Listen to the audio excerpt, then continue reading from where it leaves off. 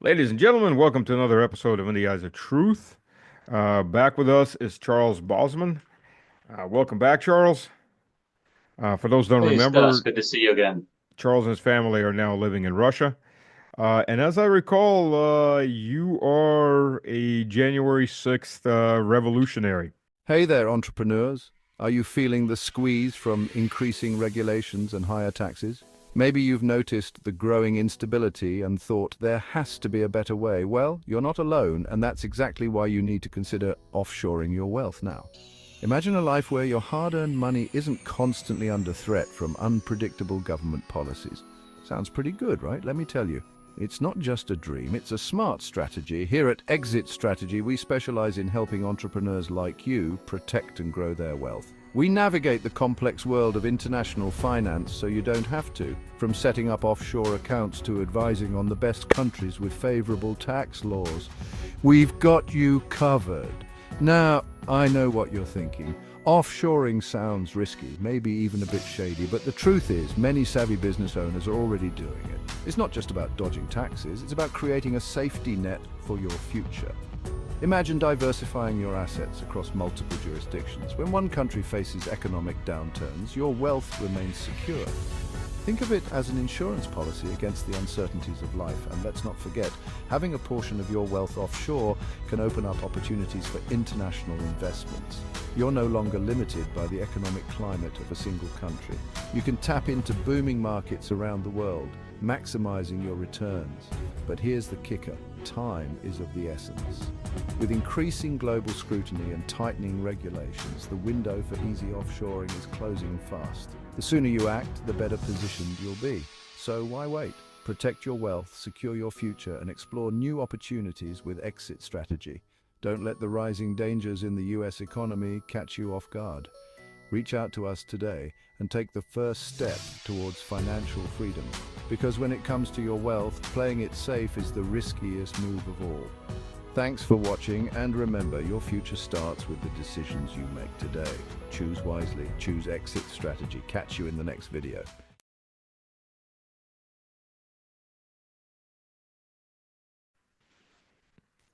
Yeah, I'm an insurrectionist. Um, and yeah, it looks like I can go back to the States now, which is fantastic news. Well, tell us about the January 6th insurrection, where you charged Capitol Hill, chopped heads, took body parts as trophies, and almost overthrew the government. Yeah, you want me to talk about it like in terms of analyzing it or what personally happened, Well, my personal experience there?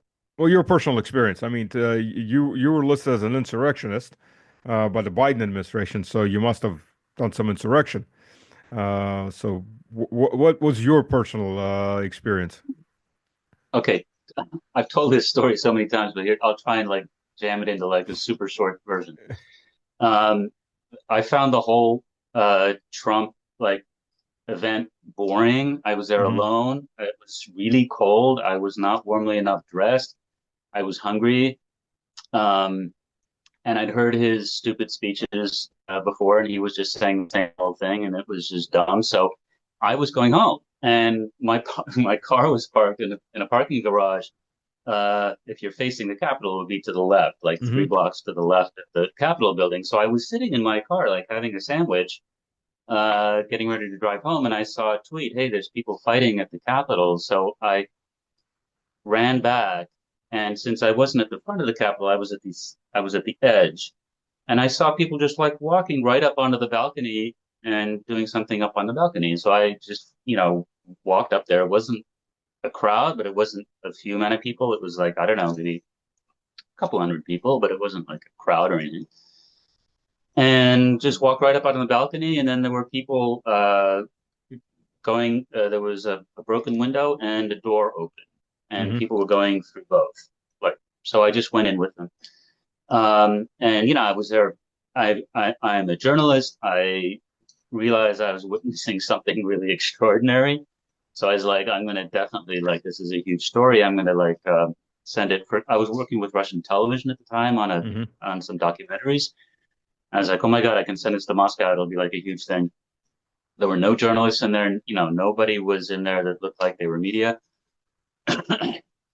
So I like tried to like walk where everybody else was for about 20 minutes, but no longer because I wanted to rush back and get the video out. And there was internet connection in there, but it was weak. So it wasn't good enough to send like the stuff I was shooting just on my phone. So I just stayed for like long enough to take some what I thought was some good footage, and then literally sprinted to the nearest hotel that had lobby Wi-Fi and sent it to Moscow, and it was a huge hit. It was like a big breaking story, and like my footage was all over like the Russian news. You know, they used it on the evening news and were like replaying it for the next 3 or 4 days, and it was a big deal. Um, and yeah, and that was it. Like not nothing too exciting really.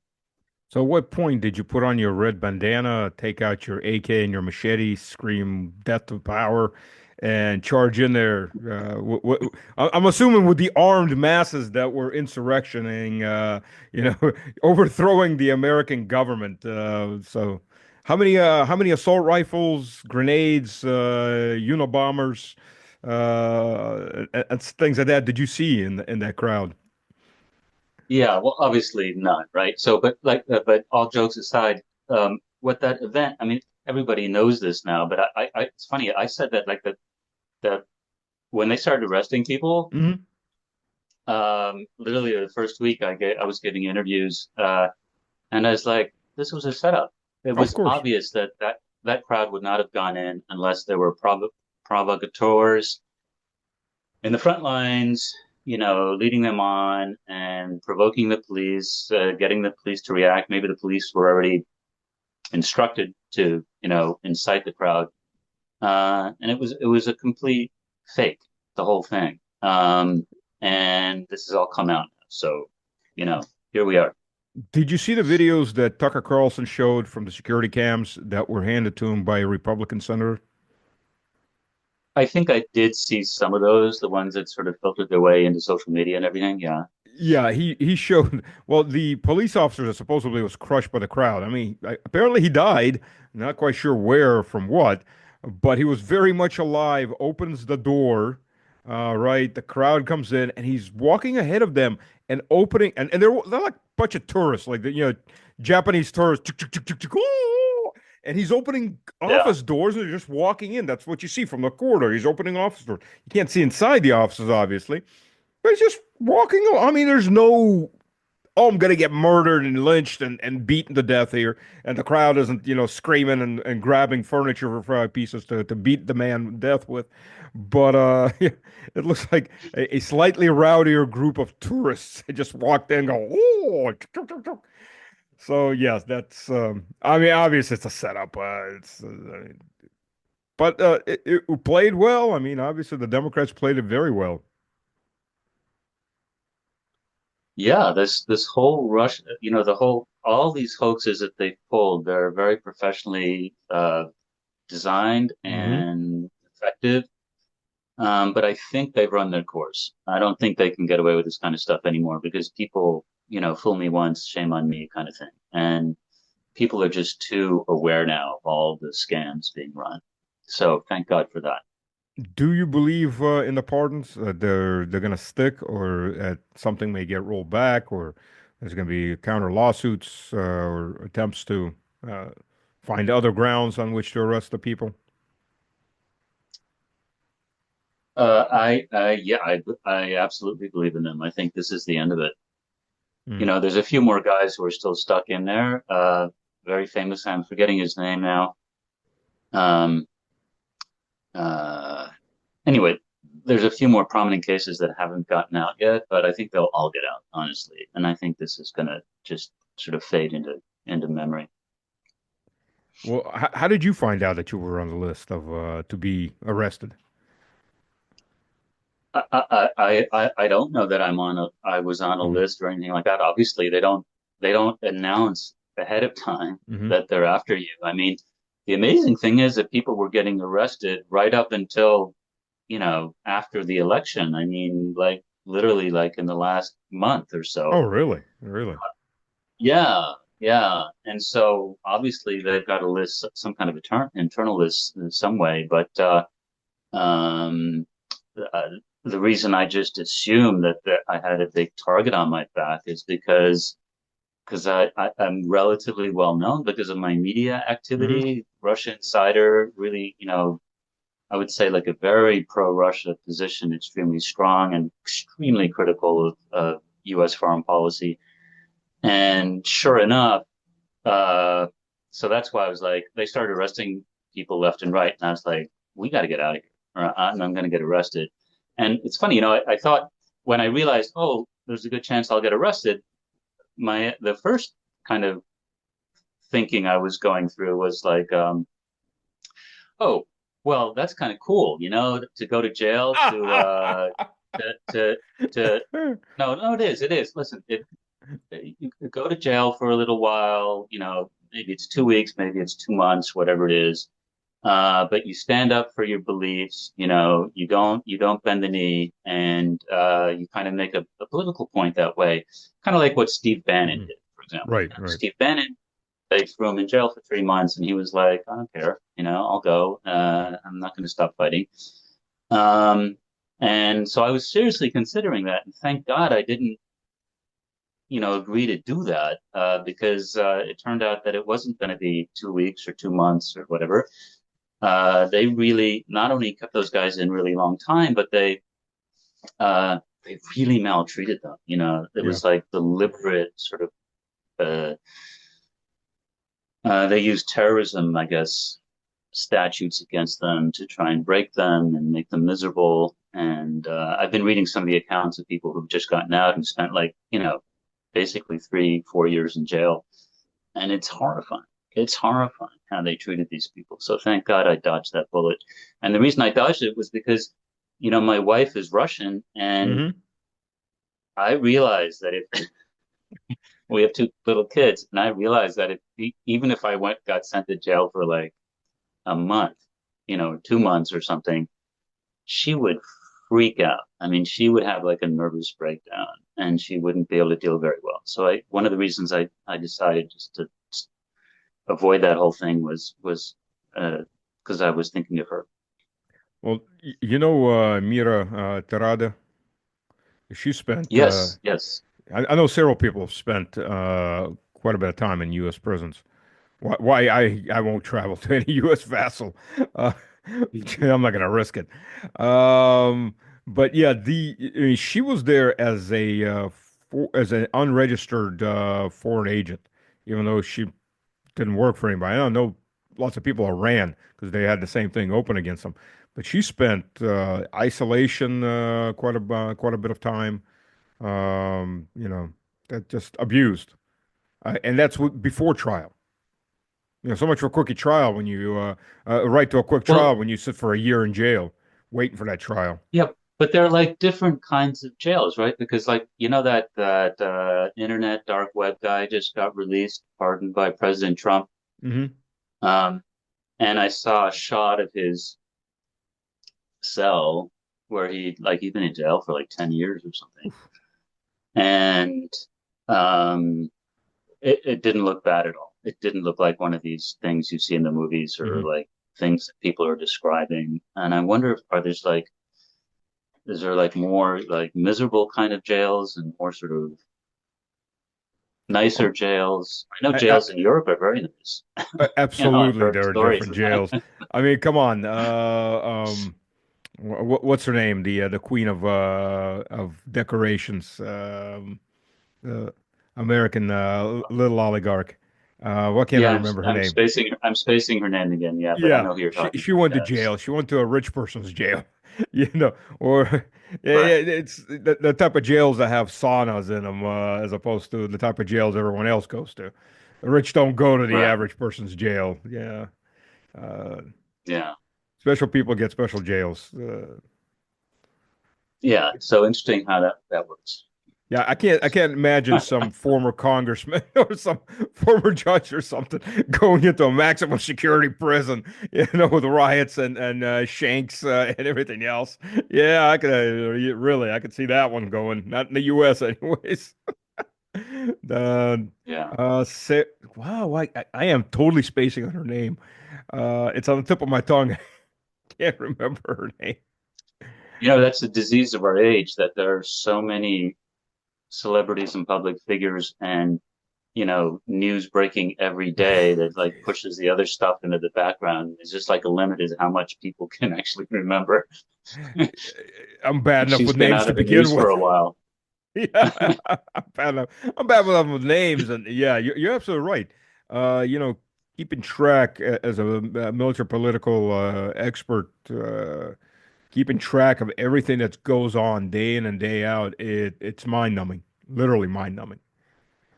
Yeah. So much changes on the spot, and then you got to weed through the BS and figure out what's actual and what is just hype or somebody's wannabe imagination. So. What are your plans? Are you gonna risk it? You gonna stick around, stay in Russia, go back to the US, bounce between the two? If it's not a No, secret, like of people have course. been asking me this like the whole time since we came here 4 years ago, Hmm. and my position has always been, um, I personally would prefer to live in the US. And it's not even a personal preference because, I've spent like literally half of my life in Russia and I'm completely comfortable here. I've got more friends in Russia than I do in the US. Um, I've got super interesting work to do. And my wife actually prefers it here. And if she had a choice, she would want to stay here. But the reason I always give for wanting to go back to the US is I really think the US is at a critical juncture, like a turning point. I keep referring to it as like it's our perestroika.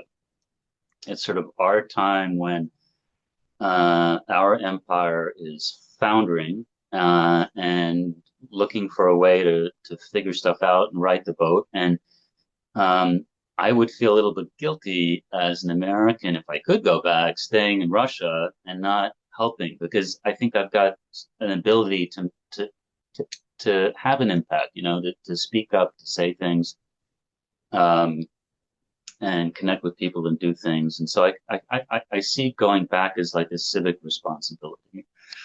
Um, and, and then also I would say, as comfortable as I am here, and I really do love this country and enjoy it so much and enjoy living here. I think a person always, well, not all people, but a lot of people, and that includes me, you feel more comfortable. I mean, feel like better where they come from, where they've got roots, where their parents and grandparents and great grandparents parents lived and made their lives. Um, and yeah, that's always that's always a thing. And I think that's almost like a psychologically healthier way to live is to live in the land of your forefathers. Well, Good or bad, good or y- bad. unless you're an American Indian, every single person in the US, whether it's one same generation or 10 generations before, their forefathers came from somewhere, from some other land. And you can Well, say that about the it's very Indians too if interesting. you look back far enough. Well, it's very interesting that you say that. So most of my background is German, so about Mhm. 60%. Um, and honestly, the other country where I feel a real strong attraction to is Germany. Like when I travel in Germany and I've lived in Germany, I had this weird feeling like, oh, I really feel at home here. I just really feel like this is home. Um, so yeah, so like most uh, Americans of European stock have some connection, like Ireland, England, Germany. I guess those are the main ones.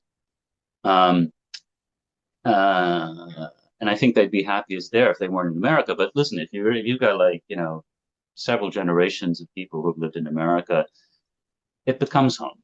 That sort of becomes where you're from. I think is where the last three generations have been living.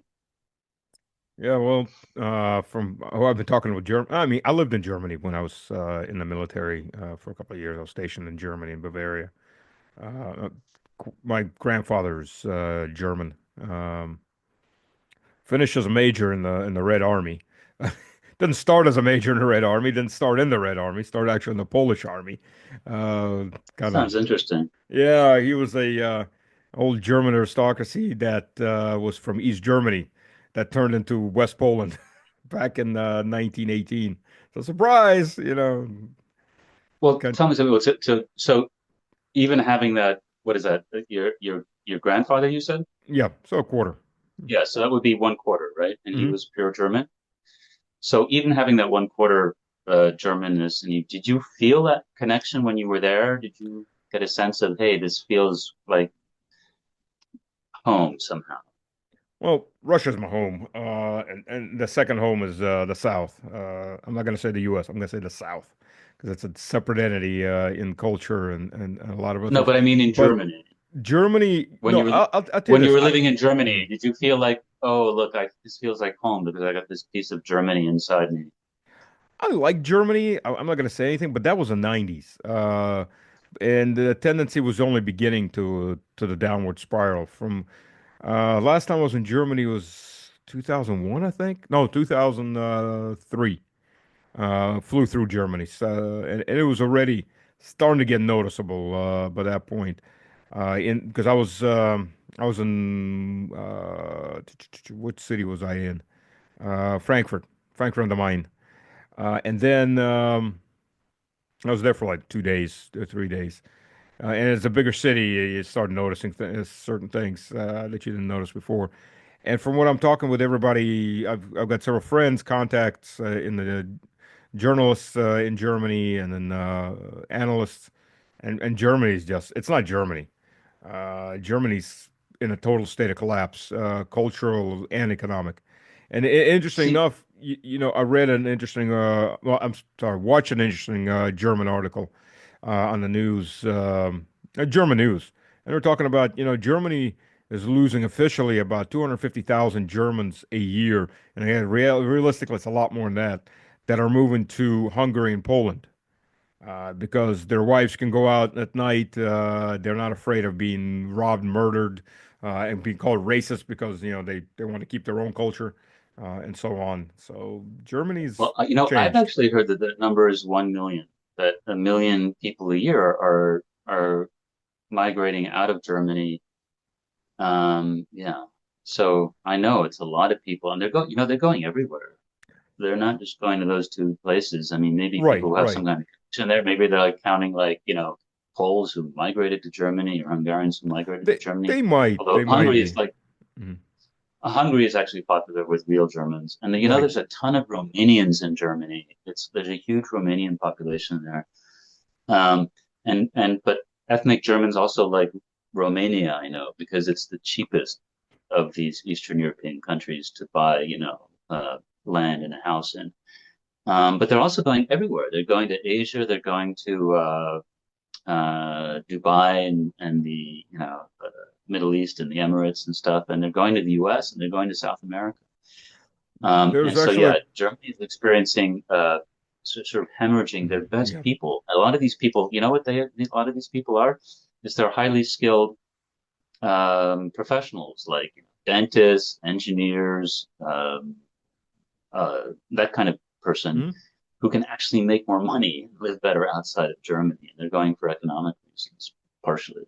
But it's not so much Um, make more money; it's get more bang for your buck living outside of Deutschland because they make yeah, I decent mean, they'll salaries compared to basically say have a the better English. life and a better career than in Right, right. Germany. But The I just want to say, Stas, I don't yeah. see, I know that Germany is having all these problems. I'm Mhm. actually half German. My mother was German, and I was actually born in Frankfurt. And I speak German, No. but yeah. So I follow what's going on with Germany. I have friends there and everything. And yeah, it's in crisis, and they've really made a mess of things for themselves. And it's true when you walk through the downtown of any major German city, it just seems overrun by brown people who smell bad, and it's just it's gross actually. But but the fact of the matter is that the vast majority of people are still the same old Germans that have been there for through all the ups and downs over last decades and centuries, and they're still very German, and when you get out of those places, and the immigrants tend to congregate in certain places and also live in certain neighborhoods. And so when you get out of that mess and you get into places where it's just mostly Germans, they're still so German. I mean, you can't become un-German. Germans are very like immovable kind of types of personalities, right? They're just the way they are, even if they're like drinking a lot of woke Kool-Aid. They're very German about their drinking the talking about the woke stuff. So it's like so I think it takes a lot more to wreck a country than that, and I have hope that they'll come out of this. They'll somehow, like, maybe. I mean, what do you think about this whole Trump thing? I mean, I'm not I'm in no ways like naive or trusting about Trump, but I do think it is possible that he's really going to change things, Well, and that this is actually going to be a very, very different era that we're moving into. there's a lot of Germans that are actually, well, and Russian Germans that are moving back to Russia. There's, I think, 2 years ago, it was reported that there were 180,000 requests to reinstate Russian passports. Last year was even more. So there's that, and there's ethnic. I mean, okay, they're both ethnic Germans, but they're German Germans as opposed to Russian Germans. They're also starting to move toward to Russia. Um, but Germany, the problem isn't just immigrants. If you're importing educated immigrants, doesn't matter what color they are, they're going to assimilate and they're going to contribute to your society. When you're importing people, first of all, mostly males of combat age, and second of all, people that are coming first and foremost just to suck off the teeth. When the Ministry of Labor announced with pride that after 10 years half those migrants that Merkel let in and so on have found jobs. So the other half are just sitting there parasites. I mean, wait a minute.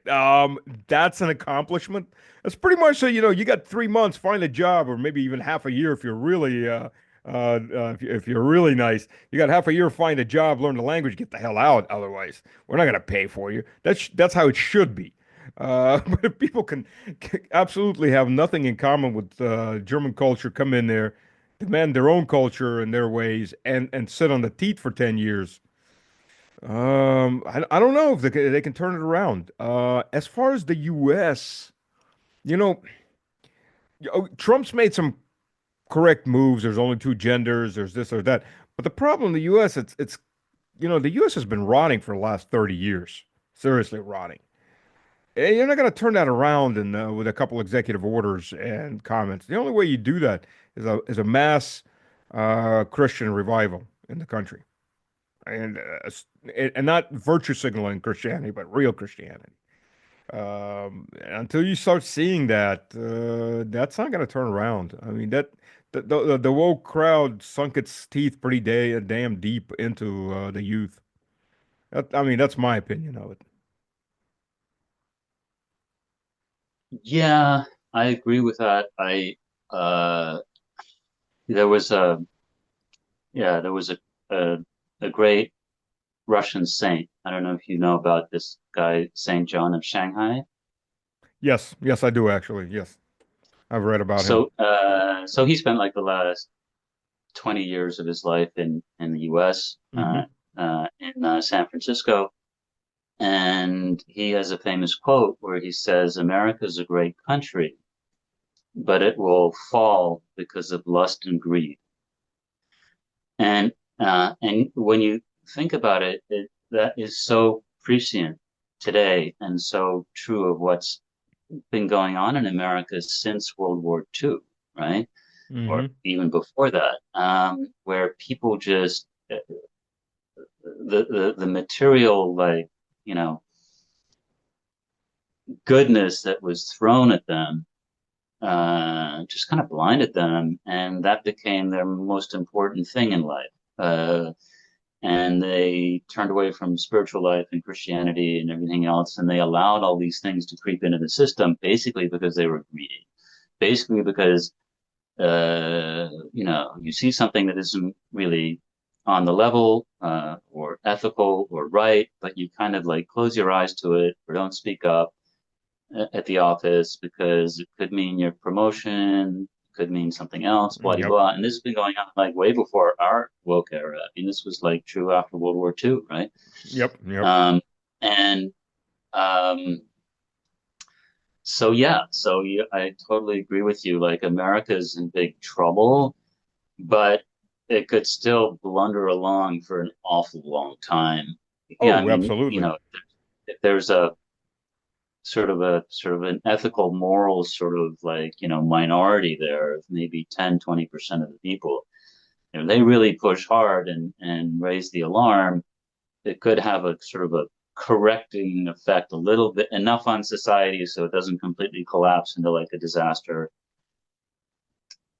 So I mean, if you look at the economics, America is it's got serious problems, but it's also got incredible strength, right? I mean, it's got the whole tech sector in Silicon Valley and all that, and that is just an incredible force that no other country can really match. And they're Well, know, Chinese are pumping out stuff every year that's like, mind-boggling.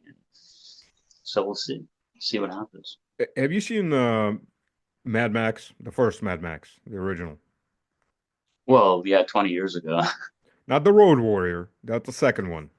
Not Yeah, I remember the Thunderdome. first That's the one. first, Yeah, yeah, the yeah, very first one. yeah, What yeah, the interesting thing in the first one is, if you look at it a little bit deeper than just, guy in a car chasing down bad guys, what you see in that, there isn't a nuclear war, there isn't mass casualty events, there are climate change, as every other movie these days.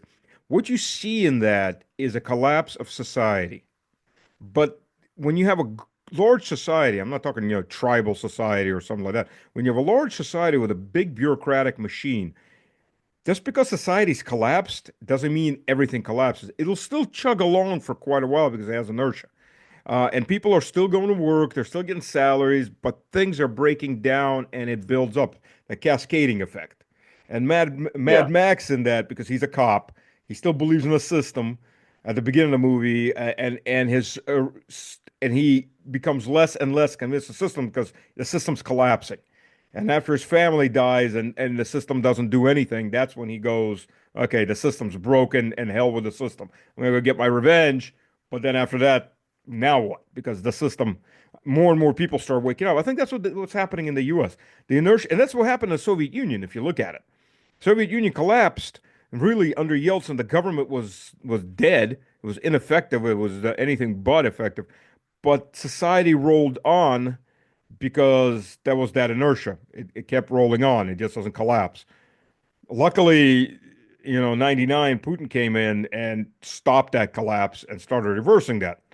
But because that society by 99 was getting to that point where there was enough obstacles, enough critical breakdowns that if something wasn't done radically, the ultra Russian society would have collapsed. I think the U.S. is in the same boat. If you look at California, I mean, it's a prime example. Those two fires out of the first eight fires are still burning.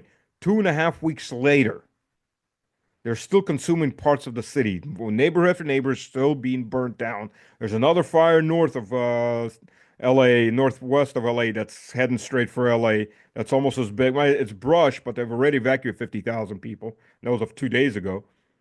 And this is the second largest city in the U.S. And I wrote a couple articles on that. And one of the things I was digging through, do you know how much water desert-bound LA loses to dead to decrepit water systems that haven't been replaced, some of them in 100 years? It's a crazy amount. yeah. 32 Um, billion liters of water. It's 2.5 liters your daily need to drink per American per day. Just lost in that city into the ground just from leaks. I mean, and you're looking at it, and it's not, the leadership's incompetent. Uh, I mean, hell, firefighters putting out fires with women's purses. They don't have buckets to throw water. It's insane. If you look at it, it's absolutely insane.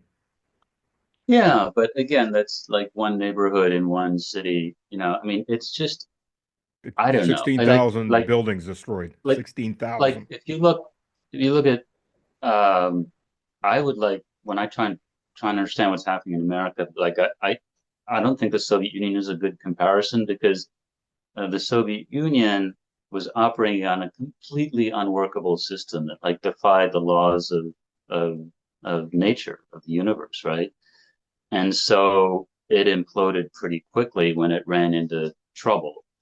I would more compare like America maybe to the Roman Empire, which, was a there was a decline of like it lasted literally hundreds of years. Yeah, but that was a And hell of a lot of civil wars involved in the Roman Empire and too. then and maybe things will move faster in America's case just because we things move faster these days with all this crazy technology. But um, I could see America just sort of like blundering along for decades and decades still, without really getting the final hatchet, but never really uh, being able to overcome its mounting problems. What the scenario described? Actually, if you look at North Carolina, there was a FEMA map that came out, got leaked out, just for North Carolina. 30,000 homes that have to be rebuilt. And those people have gotten absolutely zero help, most of them, maybe a tenth from FEMA. And FEMA's actually confiscated aid. Even Musk sent a truck full of Starlinks to get up into the mountains to get people connected, and that was confiscated by FEMA. That's it. Gone. Thank you, but go away. If you walk into this area, we'll arrest you. I've I'm from I spent 18 years in North Carolina. And those areas, I mean, it's cold up there. It's the mountains. It's sub-freezing temperatures. People living in tents, buying their own porta potties to have a place to go. Um, it's 100,000 people. God only knows how many thousands actually died. It's not 300. Half the people didn't even get their $750. If you had insurance, which went bankrupt, not our problem, they didn't even get the $750. It's just it. They're gone. Nothing. And that's just North Carolina. And there's a lot of other states affected. Less so, but, and I've got people I know, friends up there, and they're saying, everything's just as destroyed as it was 4 months ago. Nothing's been done. And it's mounting, cascading failures. Yeah. Yeah, I think you're going to see a lot of these probably going forward. There's all these conspiracy theories that these are actually deliberately planned and executed by certain nefarious people.